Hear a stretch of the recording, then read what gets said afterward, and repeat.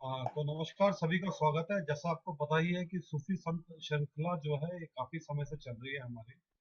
हम लोगों ने गुरु नानक से स्टार्ट किया था, बाबा बुल्ले शाह, बाबा फरीद, अ, मीराबाई, लल दैद, अब्बा खातून और अक्का महादेवी। तो काफी एक सूफी संतों की हमने ये 15वीं श्रृंखला में है थोड़ा, क्योंकि मैं थोड़ा जल्दी में चलूंगा और क्योंकि सब लोग वही हैं जो पुराने जुड़े हुए लोग हैं इसमें लगभग। तो हम पिछली बार जो हम कार्यक्रम था हमारा वो हजरत अमीर खुसरो पे था और अमीर खुसरो के नाम से प्रसिद्ध है। और जैसा कि हम जानते हैं कि एक सूफी के अलावा एक बहुत बड़े जीनियस भी अपने समय के रहे, जो एक महान संगीतकार, कई रागों की उन्होंने नए राग क्रिएट किए। बहुत ज्यादा उनका काम बहुत जो है कि अलग अलग फॉर्म्स को मिलाकर उन्होंने इम्प्रोवाइज करके जिस तरह से उनका काम रहा, और एक कवि के रूप में भी, एक रहस्यवादी सूफी के रूप में भी। हजरत निजामुद्दीन औलिया उनके आध्यात्मिक गुरु थे, जैसा हमें पता ही है।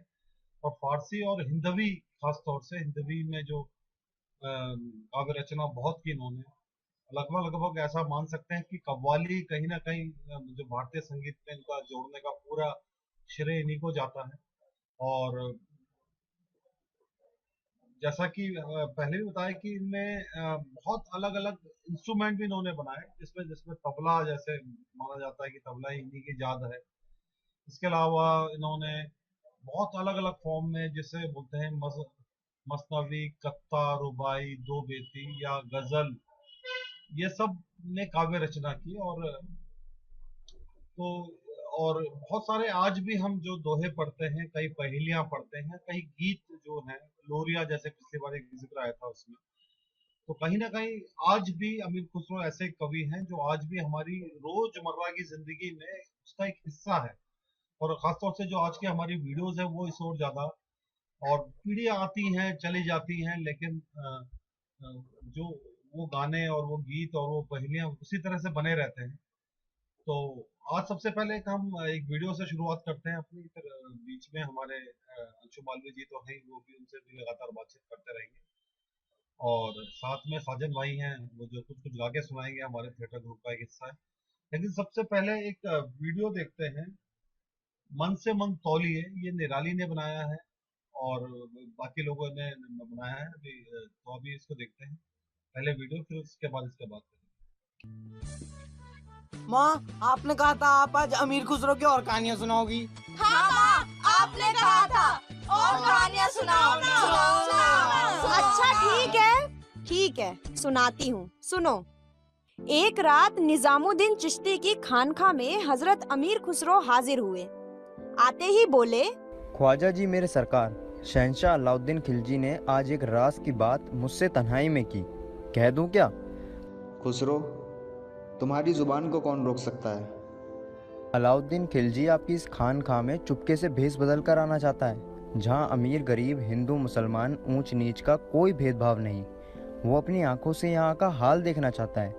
उसमें खोट है, चोर है, दिल साफ नहीं उसका। उसे भी दुश्मनों ने बहका दिया है, बरगला दिया है कि हजारों आदमी दोनों वक्त यहाँ लंगर से खाना खाते हैं, तो कैसे, इतनी दौलत कहाँ से आती है? और शहजादा खिरज खां क्यों बार बार हाजिरी दिया करते हैं? तुम क्या चाहते हो खुसरो? हुजूर, बादशाही वक्त के लिए हाजिरी की इजाज़त। खुसरो, तुम मेरे दिल के सबसे नज़दीक हो। इस फ़कीर की खानका के दो दरवाजे हैं। अगर एक से बादशाह दाखिल हुए तो दूसरे से हम बाहर निकल जाएंगे। हमें शाहे वक्त, शाहे हुकूमत, शाही तख़त से क्या लेना देना? क्या ये जवाब बादशाह तक पहुंचा दें?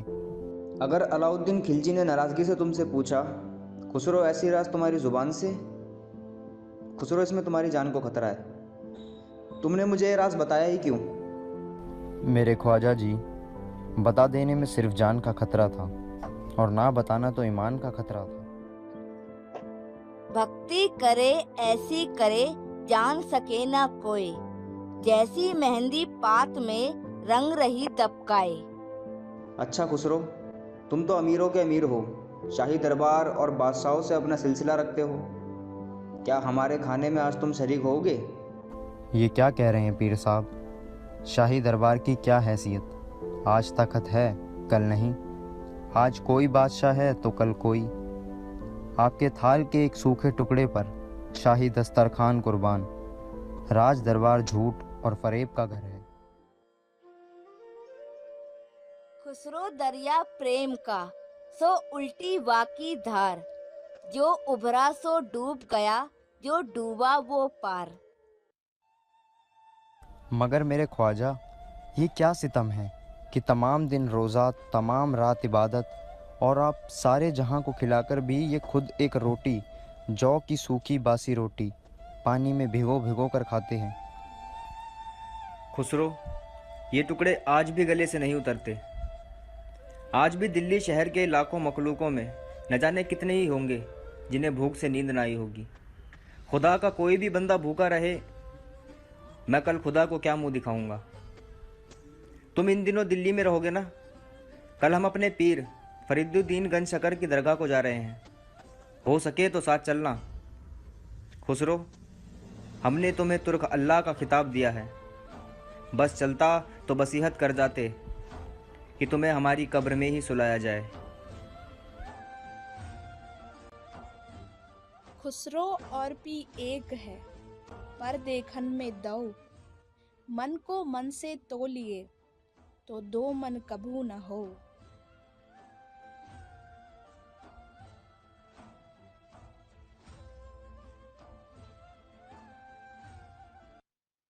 तो ये बड़ी अच्छी वीडियो बनाई निराली, बहुत इसमें इन्वॉल्व है, दीना, निराली, नेहा।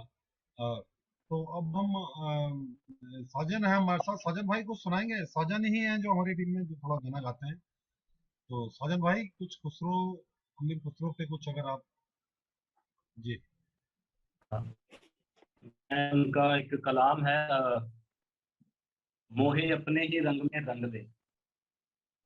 ठीक तो है, उस कलाम से मैं कहता हूँ, तो बहुत लोगों ने सुना भी होगा। तो मतलब वो एक्सप्लेन करने की भी मुझे लग रहा है ज़रूरत नहीं पड़ेगी, क्योंकि इसकी जो है जो बनावट है और जो मतलब कि इसमें कहा गया है, बहुत ही सिंपल सी बात कही गई है। इसको समझना भी बहुत आसान है। तो बेसिकली वो अपने मुर्शिद के लिए कह रहे हैं कि मुझे अपने ही रंग में रंग दे, है ना? जो तेरा रंग है अपने ही रंग में रंग दे। मैं शुरू करता हूँ।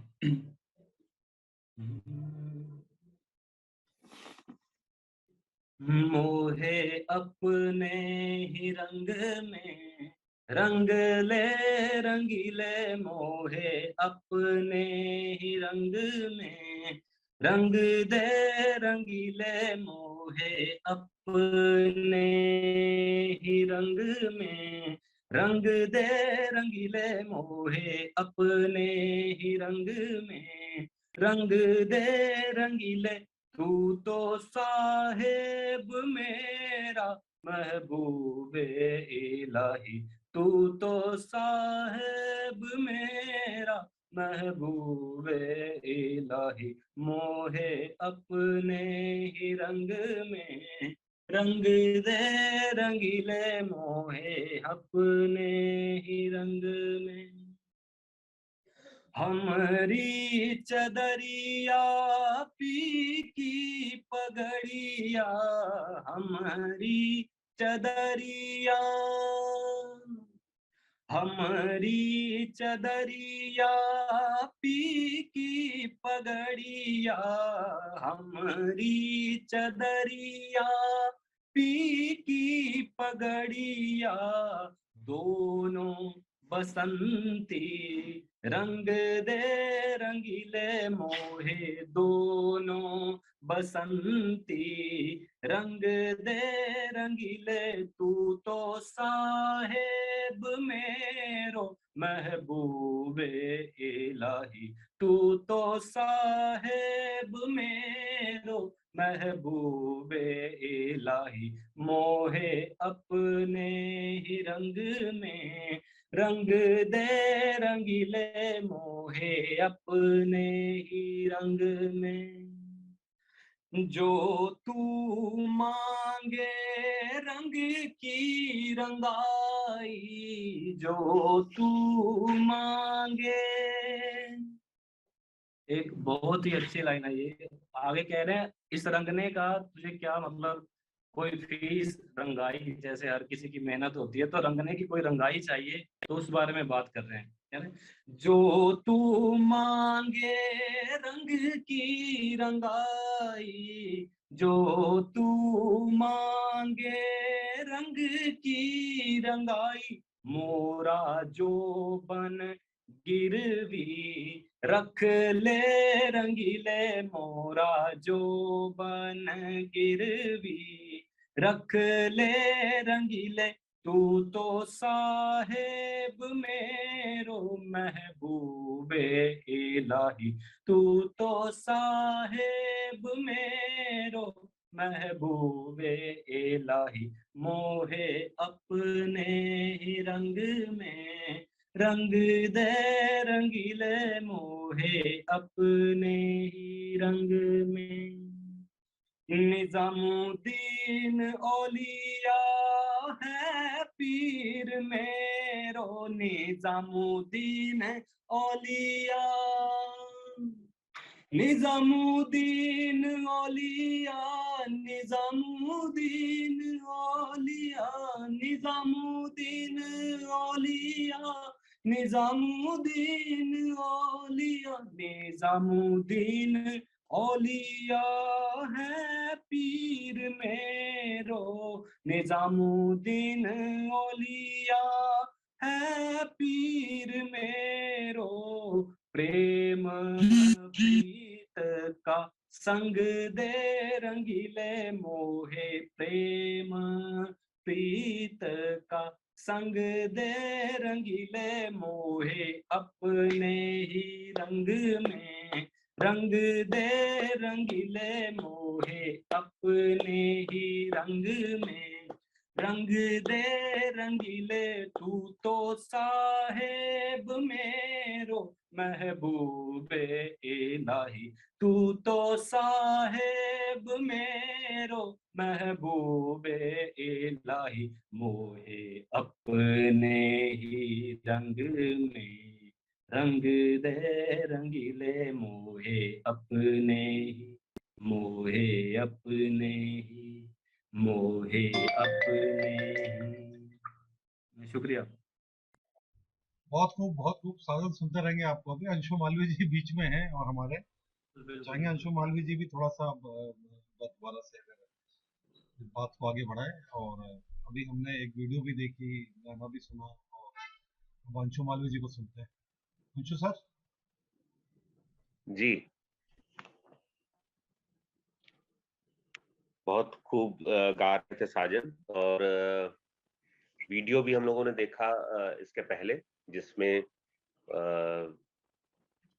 ख्वाजा निजामुद्दीन औलिया जो उनके मुर्शिद थे, गुरु थे, आध्यात्मिक गुरु थे, उनके साथ उनके रिश्ते कैसे थे और उनका डायलॉग कैसा था, इस पे एक बड़ा ही खूबसूरत वीडियो हम लोगों ने देखा।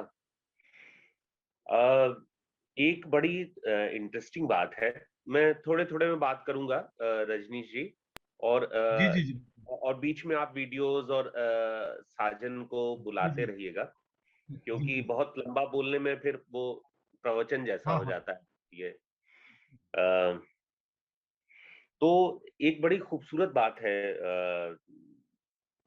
अमीर खुसरो के साथ, कि अमीर खुसरो एक साथ दो व्यक्तित्व को कैरी करते हैं, और जिनके बीच में अद्भुत संतुलन है। एक तरफ तो वो उस सिलसिले से जुड़े हुए हैं जो हिंदुस्तान में जो सूफी परंपरा के 4 प्रमुख सिलसिले हैं, उनमें से एक जो सबसे मशहूर सिलसिला है चिश्तिया संप्रदाय, उसके निजामुद्दीन औलिया थे गुरु, और उनके शिष्य हजरत अमीर खुसरो हुए। जैसा हम लोगों ने पहले भी जब बाबा फरीद पे एपिसोड किया था, तो हम लोगों ने इस पे बात की थी कि कैसे ख्वाजा मोइनुद्दीन चिश्ती, फिर ख्वाजा कुतुबुद्दीन बख्तियार काकी, फिर बाबा शेख फरीद, और फिर निजामुद्दीन औलिया, उन निजामुद्दीन औलिया के ये शिष्य थे अमीर खुसरो। और कहा जाता है कि उस समय की दिल्ली आज जो हम भाषा बोलते हैं इसका भी गढ़ थी, और उस समय की दिल्ली सूफियों की भी नगरी कही जाती थी, क्योंकि वहां एक समय में अगर आप सुहेल हाशमी साहब की बात दिल्ली के बारे में सुने तो ऐसा भी जमाना था कि 20 बड़े सूफी संत एक साथ दिल्ली में थे, और उनका प्रभाव जनजीवन पे बहुत था। आप देखें तो जैसे संतों ने जो संत हैं और सूफी हैं, इन दोनों ने ही दो तरह से, एक तो जो आध्यात्म की बड़ी जटिल बातें थी, बड़ी गूढ़ बातें थी, उनको बहुत सहज सरल बना के जनता के लिए वो आध्यात्म जो बड़ा ऐसा विषय माना जाता था वो उसके लिए सुलभ करवा दिया। और उनका आध्यात्म जो था वो इंसानी बराबरी के उसूलों से बड़ा गुथा हुआ था। उससे अलग कोई अध्यात्म है और कोई दुनिया है, दो ऐसी चीज नहीं थी। वही अध्यात्म हमें लिबरेट भी करता है। तो इस वाली फिलॉसफी से आते थे। तो ये करने के लिए मुझे कहीं मैं पढ़ रहा था, शायद सुहेल हाशमी के साहब के ही लेख में, कि हजरत निजामुद्दीन औलिया ने हजरत अमीर खुसरो को ये आदेश दिया था, सलाह दी थी कि वो हिंदवी में लिखें। वो पहले मुख्य रूप से फारसी में ही लिखते थे, और उनके कहने से ही उन्होंने हिंदवी में कहना शुरू किया, और शायद यही वजह थी उनके इतने लोकप्रिय होने की। तो हजरत निजामुद्दीन औलिया का कहना था कि जब तुम हिंदी में कहोगे, हिंदवी में कहोगे, तब जाके लोग तुम्हारी बात सुनेंगे, समझेंगे और स्वीकार करेंगे। तो हमारी बातों का हिंदवी में आना बहुत जरूरी है। तो एक तरफ तो हजरत निजामुद्दीन औलिया जैसे अजीम शख्सियत और जैसे एक आध्यात्मिक व्यक्तित्व के साथ अमीर खुसरो का जुड़ाव था, और उसका पूरा वो परंपरा को कैरी भी करते थे, न केवल अपने व्यक्तित्व में बल्कि अपनी शायरी में भी। जहां उनकी ऐसी शायरी है जिसमें जो रहस्यवादी और सूफी किस्म की शायरी है उनकी, जिसमें वो आत्मा और परमात्मा के रिश्ते की ओर ध्यान हमारा खींचते हैं, तो वो हमें साफ मालूम देता है कि वो अमीर खुसरो कहाँ से उस बात को ला रहे हैं। लेकिन दूसरी तरफ आप देखिएगा कि अमीर खुसरो सिर्फ ये अध्यात्म की दुनिया में ही नहीं रह जाते हैं। उनका प्रेम, उनकी कविता बहुत लौकिक, बड़ी दुनियावी कविता बन के भी हमारे सामने आती है, और उसकी लोकप्रियता का ये भी एक रहस्य है। अगर वो केवल अध्यात्म में ट्रेवल कर रहे होते तो शायद इतने लोकप्रिय ना होते, लेकिन उन्होंने बड़ी दुनियावी तरह से कविताएं लिखी, और जहां वो सूफी और रहस्यवादी चीजें लिखते हैं, वहां वो इतिहास लिखते हैं मसनवियों के रूप में, वहां वो खालिक बारी के रूप में होश बनाते हैं, और वहां वो बहुत हंसी मजाक, खेल खिलंदड़े वाले रूप में भी आते हैं, और वहां वो बहुत गंभीर एक प्रेम के व्याख्याता के रूप में आते हैं। तो ये जो अमीर खुसरो का एक सूफी व्यक्तित्व है और एक बड़ा खिलंदड़े शायर का व्यक्तित्व है, ये दोनों व्यक्तित्व उनमें शामिल हो जाते हैं। तो हम लोग प्रोग्राम को आगे बढ़ाएं, फिर मैं बीच बीच में इस तरह की कुछ टिप्पणियां करता रहूंगा। जी जी, वीडियो भी है, उसको देख लेते हैं एक बार। आदिल ने बनाई है उनके।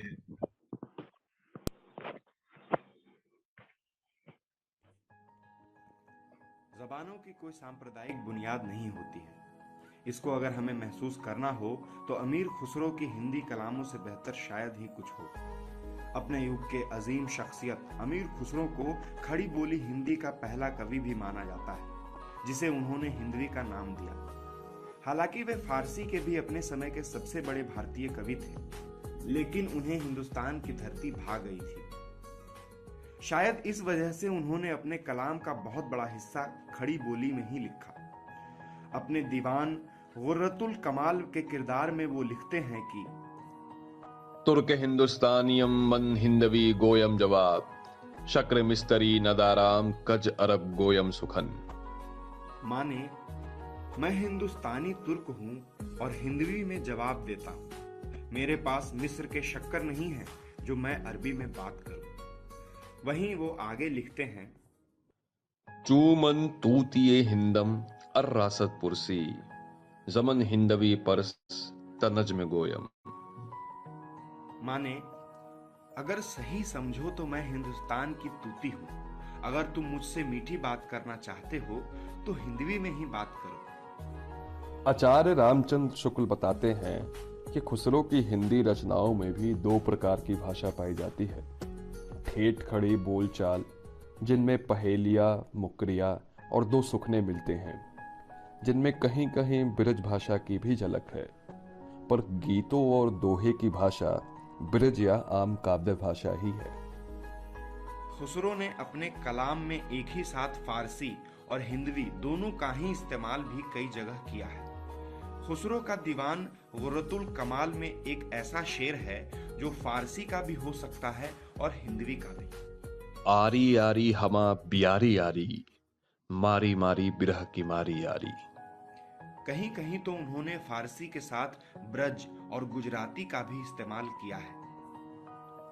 हिंदू बच्चा बी के अजब हुस्न धरे छे, बर वक्त सुखन गुफ्तन मुख फूर घरे छे।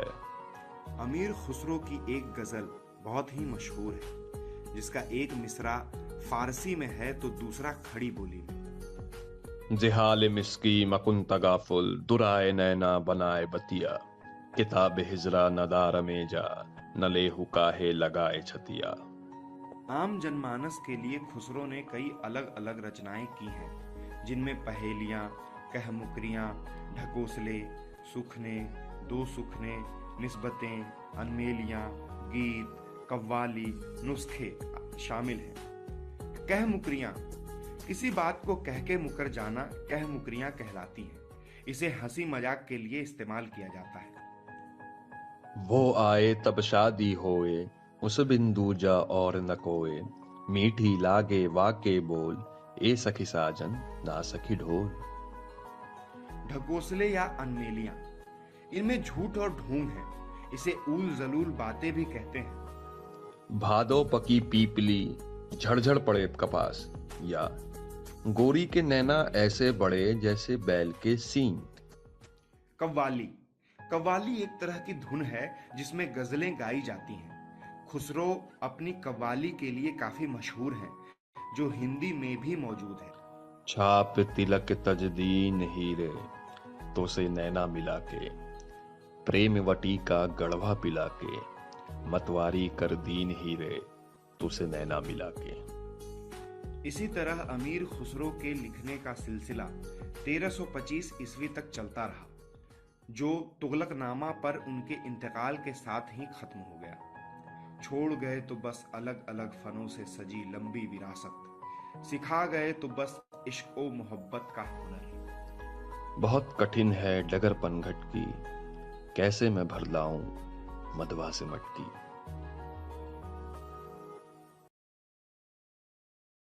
बहुत अच्छी वीडियो बनाई आदिल ने, गणेश ने।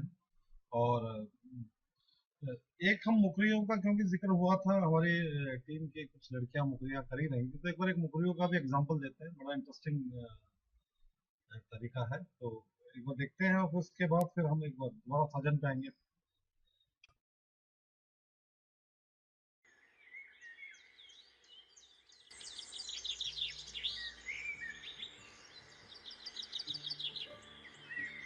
सेज पड़ी मुरे आंखों आए, डाल सेज मोए मजा दिखाए, किससे कहूँ अब मजा मैं अपना।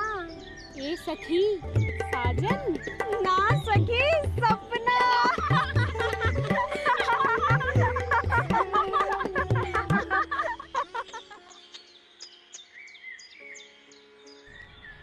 सगरी रेन छतिया पर राख, रूप रंग सब वाका चाक, भोर भई जब दिया उतार, क्यों सखी साजन ना सखी हार।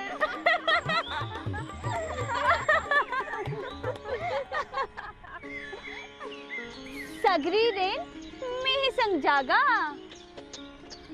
भोर भये तब बिछड़न लागा, उसके बिछड़त फाटे हिया, ए सखी साजन ना सखी दिया।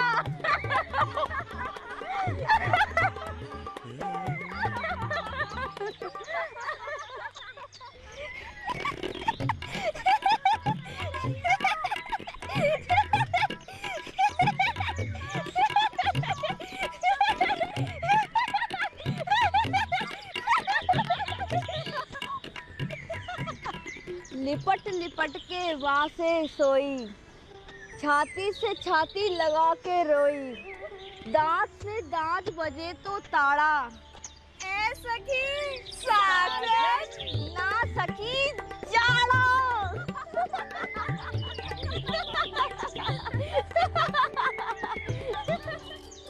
ऊंची अटारी पलंग बिछायो, सोई थी मैं अचानक चढ़ायो, खुल गई अखियां भई आनंद। ए सखी साजन ना सखी चंद। चल झूठी।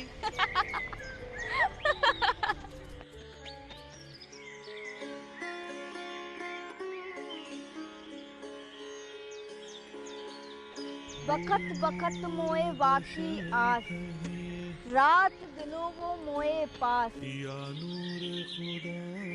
मेरे मन को करत है सारे काम। क्यों सखी साजन ना सखी राम।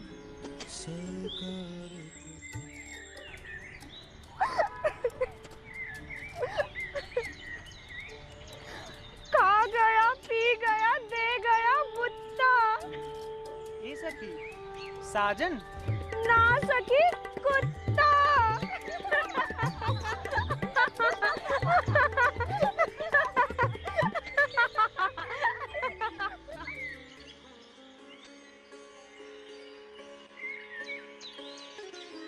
पड़ी थी मैं अचानक चढ़ आयो, जब उतरियो पसीनो आयो, तड़प गई नहीं सकी पुकार। क्यों सखी साजन ना सखी बुखार।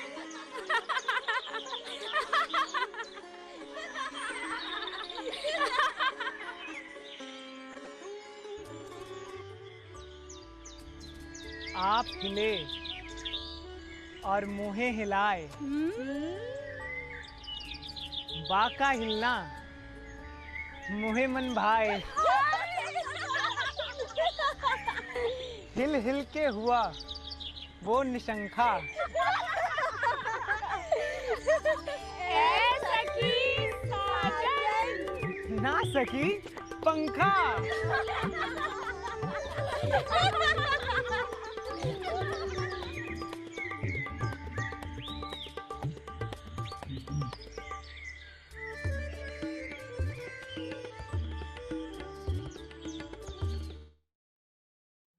अच्छी एक वीडियो मुकर्रियों पे। और इसके बाद साजन कुछ कुछ आप गाना चाहेंगे, कुछ सुनाना चाहेंगे अभी?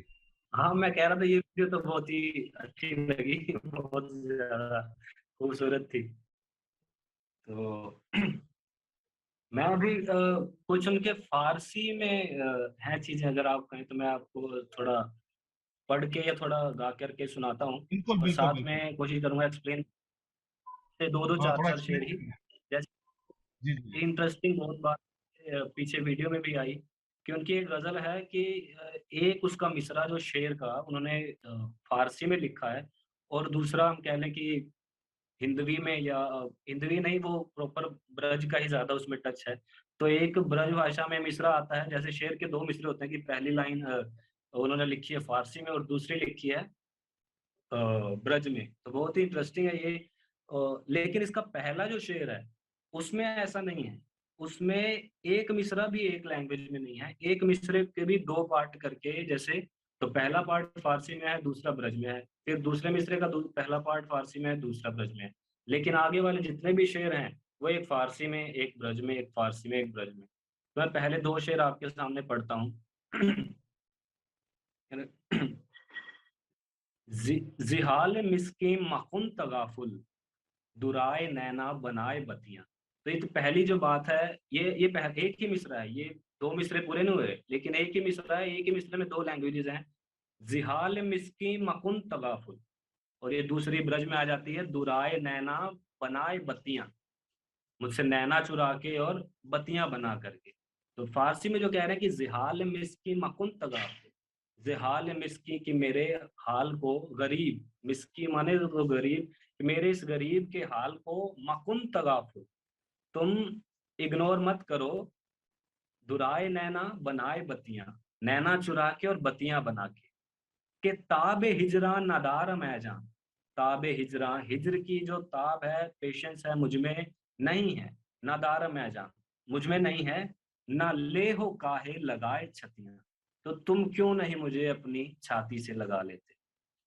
तो जिहाल मिसके तगाफुल, दुराए नैना बनाए बत्तियां, जिहाल मिसके मकुन तगाफुल, दुराए नैना बनाए बत्तियां, किताब हिजरा नादार मैं जा, नाले हो काहे लगाए छतियां।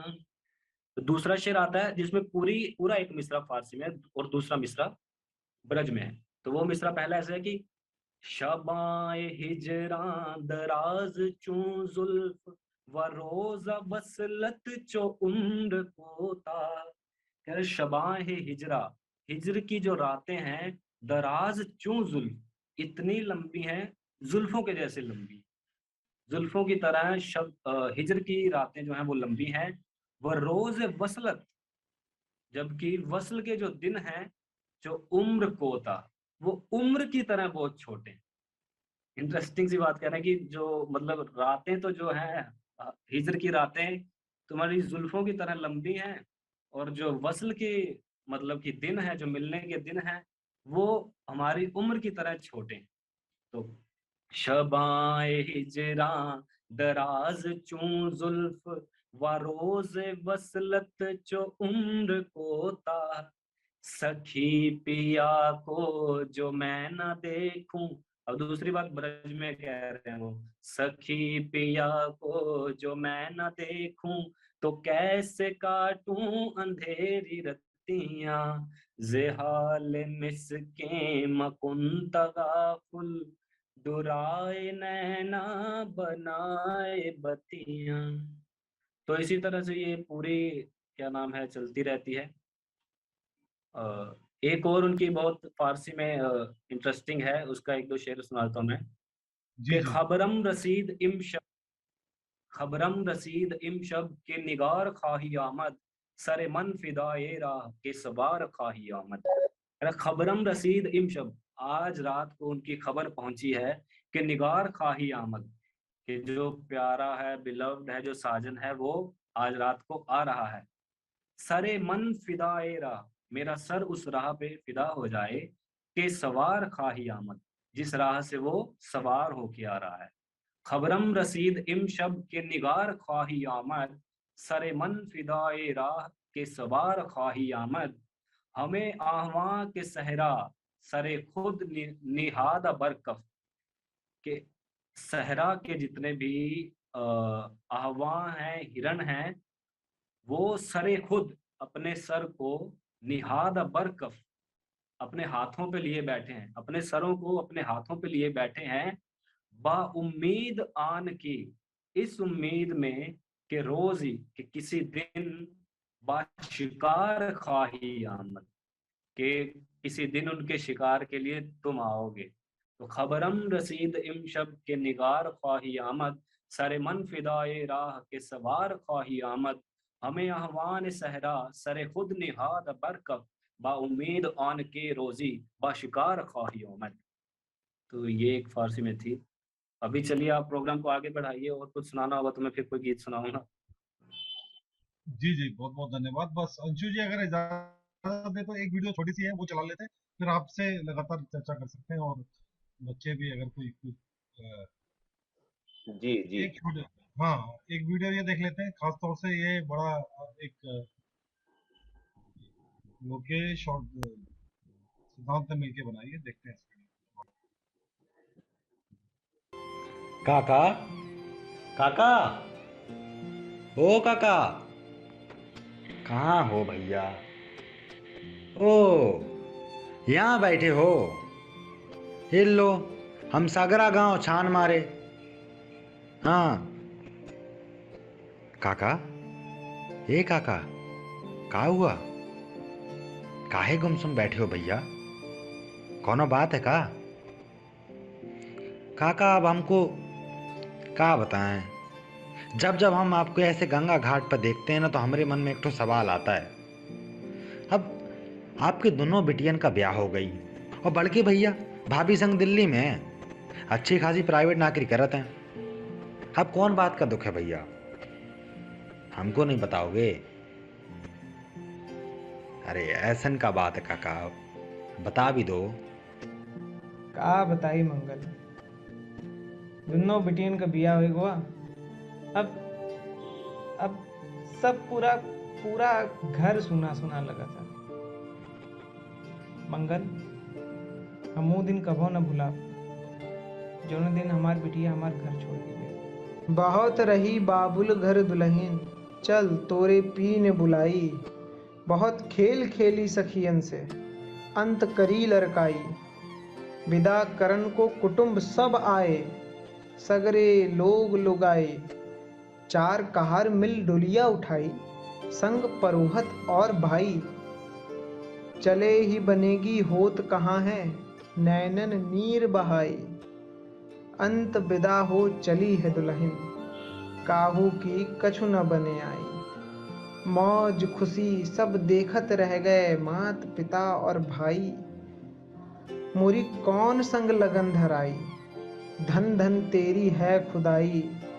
बिन मांगे मेरी मंगनी जो कीन्ही, नेह की मिसरी खिलाई। एक के नाम कर दीनी सजनी, पर घर की जो ठहराई। गुण नहीं एक अवगुण बहुतेरे, कैसे नौशा रिझाई। खुसरो चले ससुरारी सजनी, संग कोई नहीं आई। देखो अब ऐसा न काका कि गलती आप ही की है। अब हमको भी दीदी की बहुत ही ज्यादा याद आती है। काहे को बिहाई परदेश।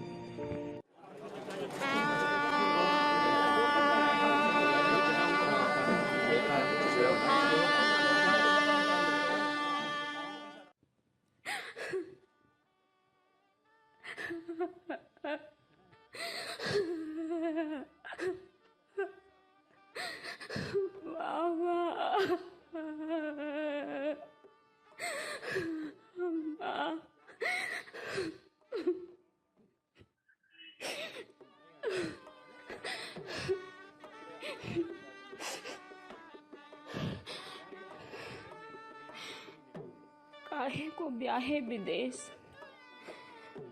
अरे लखिया बाबुल मोरे, काहे को ब्याहे विदेश। भैया को दियो महले दो महले, हमको दिया वो परदेश।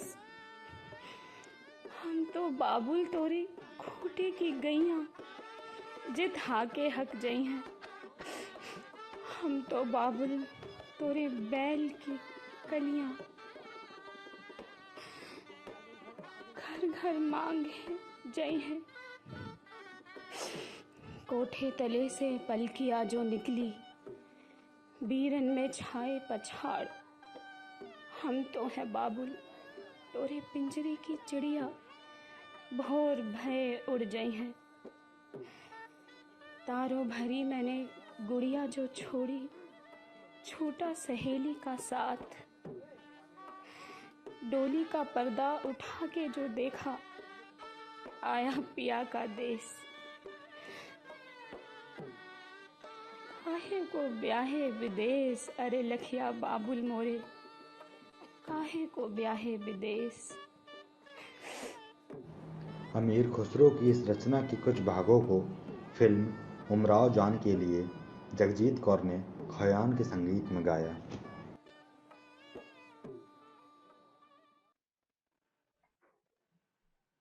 बहुत खूबसूरत वीडियो पूरी टीम ने बनाई थी। सिद्धांत के सिद्धांत ने, और अच्छी बात यह है कि हमें इन वीडियो से ये भी पता चल रहा है कि हमारे जीवन में कैसे जुड़े रहते हैं खुसरो, और हमें कई बार पता भी नहीं होता। अंशु मालवी जी, आप थोड़ा सा जी, ये जैसा अभी हम लोग इस वीडियो में जो खास तौर पे 2 गीत ऐसे उनके मिलते हैं, 3 गीत, जिसमें से 2 का जिक्र इस वीडियो में हुआ है। और अम्मा मोरे काहे को ब्याहे विदेश, तो ये जगजीत कौर जी ने गाया है।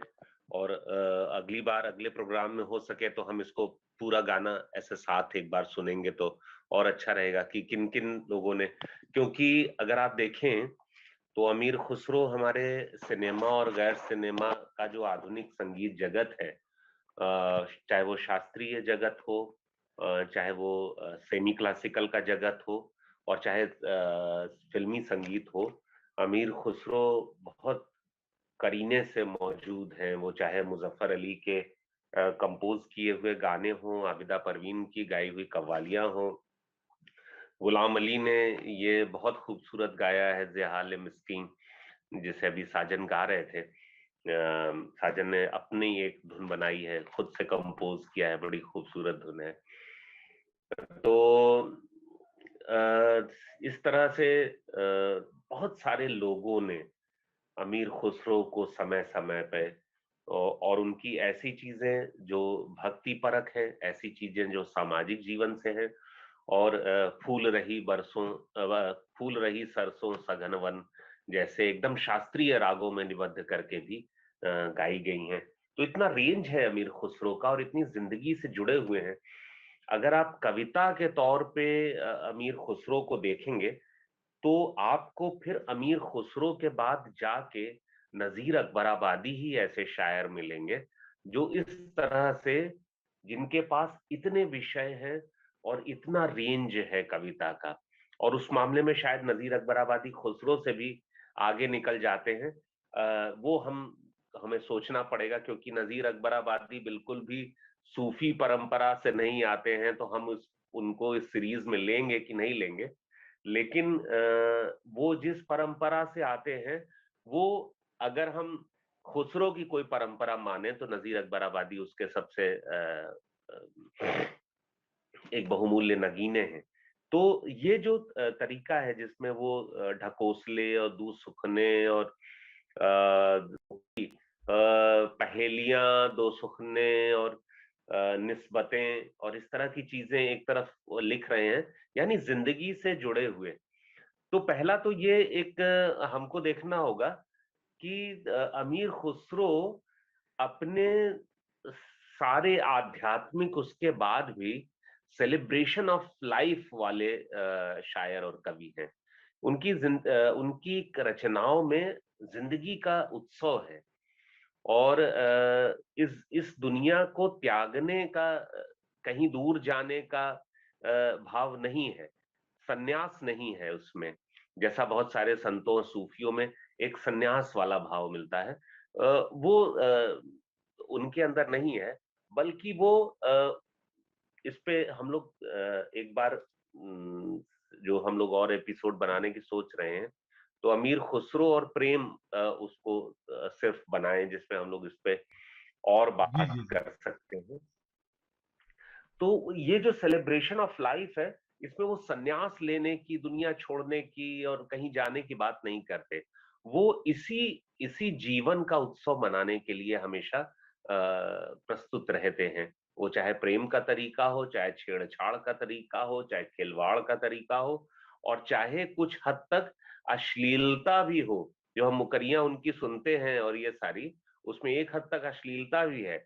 और दूसरे हम चाहे अमीर खुसरो हो, चाहे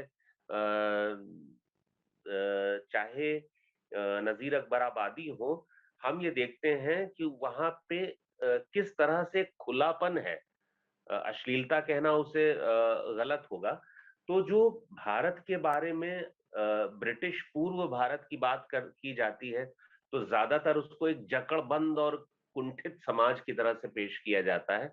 वो वैसा नहीं था, वो चीजें भी थीं, लेकिन ये ऐसा भी था जो जिसे हम आज अश्लील समझते हैं, वो सेलिब्रेशन ऑफ लाइफ की तरह से हमारे लाइफ में मौजूद था। तो उसके भी कवि हैं। मैं एक आखिरी बात जो एक गीत छूट गया था, मैं उसका भी जिक्र कर दूं इस पिछले वाले वीडियो में। वो एक गीत था, मुझे भी बाद में ध्यान आया, लता मंगेशकर ने इसको गाया है, गैर फिल्मी गीत है। अम्मा मेरे बाबा को भेजो जी कि सावन आया। बिटिया कह रही है कि मुझे विदा कराने के लिए घर से किसी को भेजो, और माँ कुछ नहीं कह रही है, माँ बहाने बना रही है।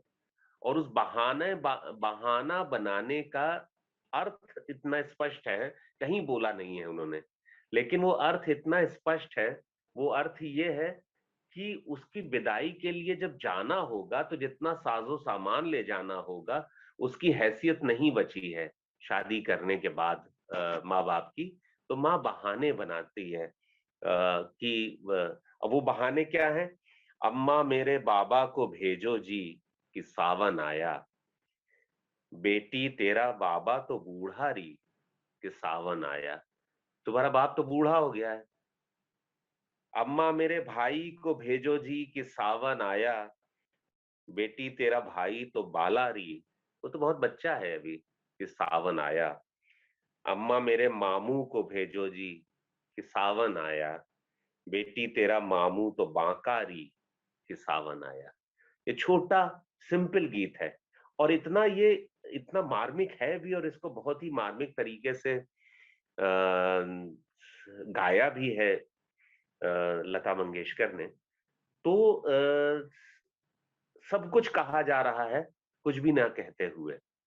तो ये वाली जो संवेदना है, एक स्त्री की पीड़ा समझ लेने की जो सलाहियत है अमीर खुसरो के बाद के पास, मुझे नहीं लगता कि बहुत बाद तक, आधुनिक युग तक किसी के पास वो थी, और इतनी मार्मिकता के साथ तो शायद अभी भी किसी के पास नहीं है।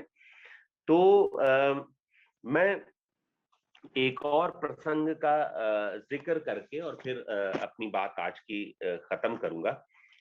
इसका जिक्र प्रोफेसर सलील मिश्रा ने अपने एक लेख में किया है, जहां वो भारत की साझा संस्कृति की बात करते हैं और कैसे एक साझा अतीत की बात करते हैं। मैं पिछली बार बात कर रहा था कि कैसे अमीर खुसरो जैसे जो शायर और संत और सूफी, इन लोगों ने एक भारत की कल्पना की थी, उस रूप में नहीं जिसे आज हम कॉन्स्टिट्यूशनल इंडिया समझते हैं, एक संविधान के तहत गठित राष्ट्र समझते हैं, लेकिन एक सांस्कृतिक रूप से एक भारत की एक कल्पना की थी। तो उसमें वो कोट करते हैं कि एक बहुत खूबसूरत रचना फारसी में अमीर खुसरो ने लिखी, और वो 9 सिपहर उसका शीर्षक था, जिसमें उन्होंने एक तो भारत के रहन सहन, भारत के अध्यात्म, भारत की ऋतुएं, भारत की बोलचाल, सबकी बहुत तारीफ की है। और इसी वजह से क्यों बताते हैं कि मैं यहीं रहता हूँ, इन खूबसूरतियों की वजह से। उसमें जैसा प्रोफेसर मिश्रा कहते हैं कि उन्होंने जब आधुनिक युग में डॉक्टर ग्रियर्सन ने एक भाषा सर्वे किया था। उसके पहले 1318 में ये पुस्तक छपी थी अमीर खुसरो की। वो अपने छंदबद्ध एक कविता में ये भाषा सर्वेक्षण करते हैं कि भारत में कितने तरह की भाषाएं बोली जाती हैं। और वो आप फारसी में सुनिए, मैं पढ़ के सुनाता हूँ, इतनी फारसी तो मुझे नहीं आती।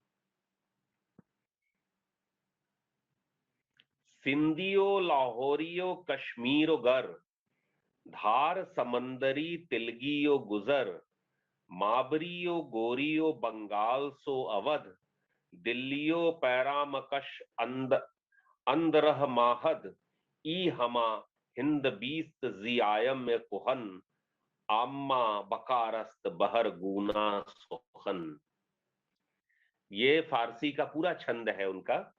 और उसमें वो कहते हैं कि सिंधी, पंजाबी, कश्मीरी, मराठी, कन्नड़, तेलुगु, गुजराती, तमिल, असमिया, बंगला, अवधी, दिल्ली और उसके आसपास यहाँ तक कि उसकी सीमा है, इन सबको प्राचीन काल से हिंदवी नाम से जाना जाता है।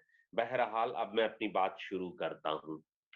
तो ये जो देखिए हिंदुस्तान का तस्वुर है, ये कैसे पनप रहा है और कैसे रिकॉग्नाइज कर रहे हैं कि यहाँ कितनी सारी भाषाएं बोली जाती हैं। यानी दिल्ली में रह के भी एक पैन इंडियन, चूंकि वो तो सेना में भी रहे हैं, युद्ध भी लड़ा उन्होंने और राजाओं के साथ भी रहे, तो एक बड़ी जबरदस्त यात्राएं की। जैसा मैं बार बार कोट करता हूँ और मुझे सूफियों और संतों का ये बहुत ये चीज बहुत दिलचस्प लगती है कि वो हमेशा न केवल आध्यात्मिक बल्कि भौतिक सफर भी करते रहते हैं। तो आगे इसमें इसी छंद में आगे वो कहते हैं, हेलो हेलो, इसी छंद में आगे वो कहते हैं, लेक जबानी कुछ डिस्टर्बेंस आ रहा है। अमित जी को जरा म्यूट कर दो। अमित जी, अमित कुमार जी आपका थोड़ा म्यूट कर देंगे। अमित कुमार, हाँ थोड़ा म्यूट कर दीजिए। दीपक, ठीक है, हाँ सॉरी। लेक जबानीस्त दीगर कस सुखना, आनस्त गुजी निज्द हमा बरहमना, संस्कीरत नाम ही अहद ए कोहनश। देखिए संस्कृत का नाम भी आया, संस्कीरत नाम ही अहद ए कोहनश, आम्मा नदारत खबर अज कुछ मकुनश। इसके अलावा कुछ और भाषाएं भी हैं जिनमें ब्राह्मणों की भाषा की एक खास ही जगह है। इसे प्राचीन काल से संस्कृत नाम से जाना जाता रहा है और आम लोग इसकी बारीकियों से वाकिफ नहीं है।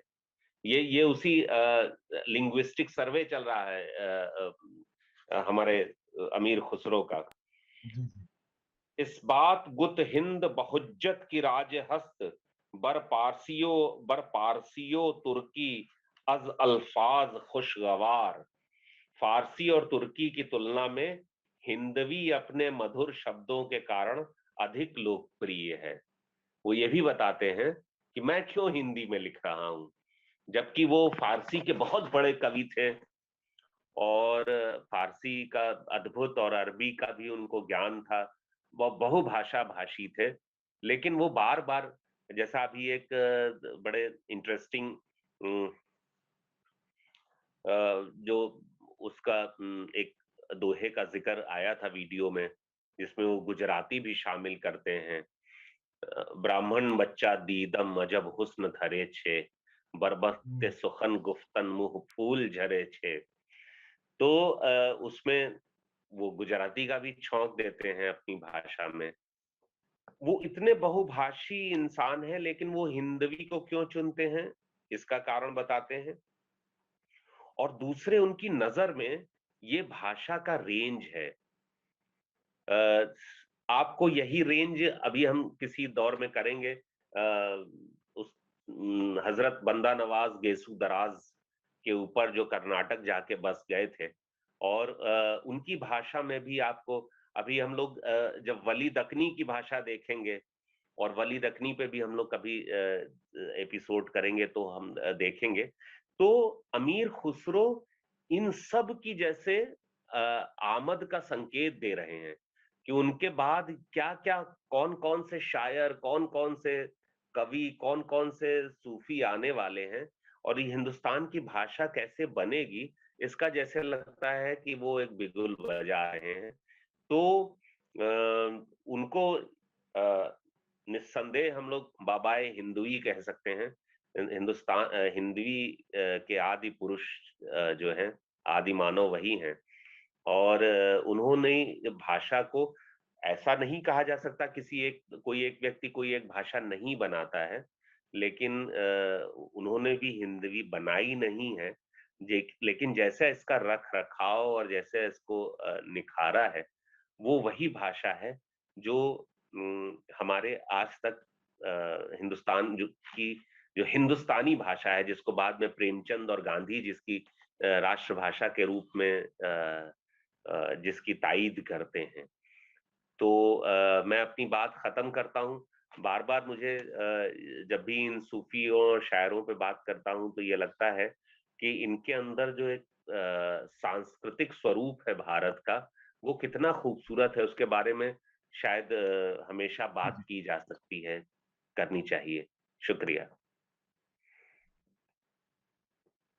बहुत खूबसूरत और बहुत अच्छे से आपने बताया। और आगे के कार्यक्रम में हम बहुत ज्यादा अभी गीत और कलाकारों को भी बुलाएंगे, जिसमें हम अलग अलग सिंगर्स को बुलाएंगे और भी हमारे कुछ गेस्ट आएंगे आगे जो और ज्यादा अमीर खुसरो पे, क्योंकि बहुत बड़ा उनका दायरा है, बहुत बड़ा कैनवस।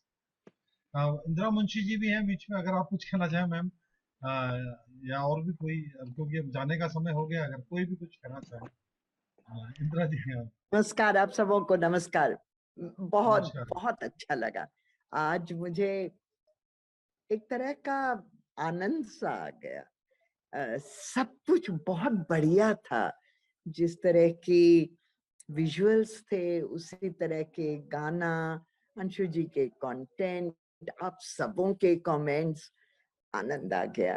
और ये बात सही है कि इनमें जो देखने को मिलता है वो एक ऐसी इंस्पिरेशन है जो हमें हमेशा ही मैंने जीवित रखनी चाहिए और जिसको बार बार याद दिलाना चाहिए खुद को और आने वाले बच्चों को कि ये भी भारत है। अब हिंदुस्तानी कहाँ से आके कहाँ हमारे मैंने हम में बस गया। और ये बात सही है, अमीर खुसरो को जब भी मैं पढ़ती हूँ तो इसमें जैसे बहुत एक हेवीनेस सी नहीं लगती है, वो फना हो जाना और वो इश्क में जल जाना, खत्म हो जाना, इनमें तो एक इस तरह का मजा है, मस्ती है। लगता है कि हाँ गाँव हर तरह का जानर है। या अंशु जी ने सही कहा, इनका प्रेम इस तरह से कुछ अलग है जिसमें बहुत बहुत ज्यादा खेलना कूदना, डेप्थ भी है, मगर बहुत मस्ती है। और इन्होंने जिस तरह की एक्सपेरिमेंटेशन की है विथ लिटरेरी फॉर्म्स, ये तो एक कमाल है, ये तो वाकई ये कमाल है। और शायद ये कारण है कि ये इतना पॉपुलर हो गए अमीर खुसरो। अब ये पॉप कल्चर में आके अक्सर हम लोग कहते हैं कि भाई ये पॉप है, मगर इसको भी इतना रिजेक्ट नहीं करना चाहिए, वो पॉपुलराइज करते हैं। कबीर धीरे धीरे बहुत पॉपुलराइज हो गए, बुल्ले शाह पॉपुलर, और खास करके अमीर खुसरो बहुत पॉपुलर हो गए। पर इसके साथ साथ इसकी गहराइयों को भी सामने लाना हमारी रिस्पॉन्सिबिलिटी है कि भाई आप गा के गाना सुन के चले गए, इतना ही नहीं है, अमीर खुसरो में काफी कुछ और है। बहुत अच्छा लगा मुझे, बहुत आज आनंद आया। शुक्रिया शुक्रिया। आपके प्रोग्राम दिन ब दिन बेहतर होते जा रहे हैं, सच में ही बेहतर होते जा रहे हैं। धन्यवाद धन्यवाद। और ये भी सच है कि आज अगर हम फोक म्यूजिक भी देखते हैं तो उसमें आपको ज्यादातर गाने बाबा बुल्ले शाह, तो पूरी एक नई जनरेशन है जो दोबारा से एक बार मतलब ये हम ये कह सकते हैं कि लगातार इन सूफी संतों ने तो प्रभावित किया ही है।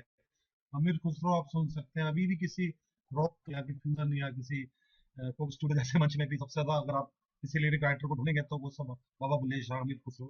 ये भी बिल्कुल सही बात है कि आज भी अगर साजन जैसे यंग लड़का भी 25 साल का है और अगर इतना अमीर खुसरो पे उनको याद है उनकी नज़में, तो ये भी हमारा कहीं एक कह सकते हैं हमारे एक रूट का हिस्सा है कहीं ना कहीं। और हम कैसे जुड़े हैं कैसे नहीं जुड़े हमें कई बार पता ही नहीं चलता, और कि हम किसको बोल रहे हैं, और हमारे तो सिर्फ जिंदगी चल रही है, कुछ ऐसा कई बार महसूस होता है। तो बहुत बहुत धन्यवाद। और कोई अगर कोई कुछ बोलना चाहता है आज, बस इसमें बस मैं अगली बार हम फिर नए प्रोग्राम के साथ आएंगे, और हम अगली बार बहुत सारे कलाकारों को भी लेके आने वाले हैं, जोड़ने वाले हैं इस कार्यक्रम में, तो आपको और मजा आएगा थोड़ा सा इस कार्यक्रम में।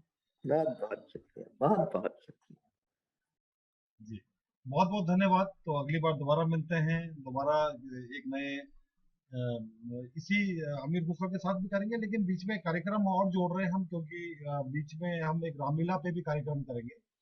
साजन, अंत में कुछ गाना चाहो तो गा सकते हो, बस साजन। जी सर। इसी से खत्म करेंगे प्रोग्राम को, इसी से थोड़ा सा इसको। हाँ जी, ठीक है, मैं कुछ छोटा थोड़ा सा कुछ गा देता हूँ। हाँ।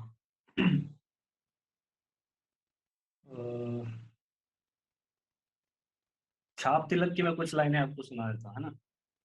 तो छाप तिलक उनका बहुत ही पॉपुलर, लेकिन पॉपुलर कल्चर पाया जाता है पॉपुलर कल्चर में कि सिंगर जो है एक ही शायर की रचना में कुछ और ही मतलब कि उनके और शेर भी ऐड करते रहते हैं। जैसे कवालियां पॉपुलर कल्चर जी में जी गाई जी जाती जी कुछ और शेर भी ऐड कर देते हैं। तो मैं लेकिन इसी रचना की बस 2-4 लाइनें आपको ना सुना।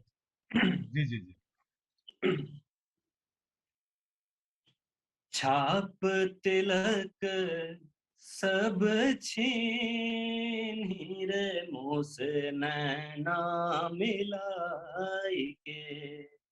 छाप तिलक सब छीन हीरे मोस नैना मिलाई के। प्रेम बटीका मदवा पिलाई के। प्रेम बटीका मदवा पिलाई के। मतवारी कर ली नीरे मोस नैना मिलाई के। छाप तिलक सब छीनी रे मोस नैना मिलाई के। गोरी गोरी बैया हरी हरी चूड़ियां। गोरी गोरी बैया हरी हरी चूड़ियां। गोरी गोरी बैया हरी हरी चूड़ियां जी। हरी हरी चूड़ियां जी। हरी हरी चूड़ियां। गोरी गोरी बैया हरी हरी चूड़ियां। बैया पकड़ धर ली नीरे मोस नैना मिलाई के। खुसरो निजाम के बल बल जाइयो। खुसरो निजाम के बल बल जाइयो। मोहे सुहागन की नीरे मोस नैना। ओ मोसे नैना ओ मोसे नैना मिलाई के। छाप तिलक सब छीनी रे मोस नैना मिलाई के। छाप तिलक सब छीनी रे मोस नैना ओ मोस नैना ओ मोस नैना मिलाई के। बहुत बहुत धन्यवाद साजन। और बाकी बहुत लोगों के मैसेज आ रहे हैं। अजय पटेल जी ने मैसेज दिया है, रेड ब्रिगेड ट्रस्ट के हैं ये। शिखा जी ने मैसेज दिया है, तो बहुत बढ़िया है। और प्लीज और लोगों को भी बताइए इस कार्यक्रम से जोड़ें। जितने लोगों को जोड़ेंगे तो हमारी टीम को भी मोटिवेशन मिलेगा, अच्छे वीडियोस बनाएंगे हम लोग। हम चाहेंगे कि और लोगों को भी इनवाइट करें जो इस कार्यक्रम से और उसमें जोड़ सकते हैं, बहुत महत्वपूर्ण बातें। तो बहुत बहुत धन्यवाद, दोबारा मिलते हैं। आज का कार्यक्रम इतना ही था। धन्यवाद।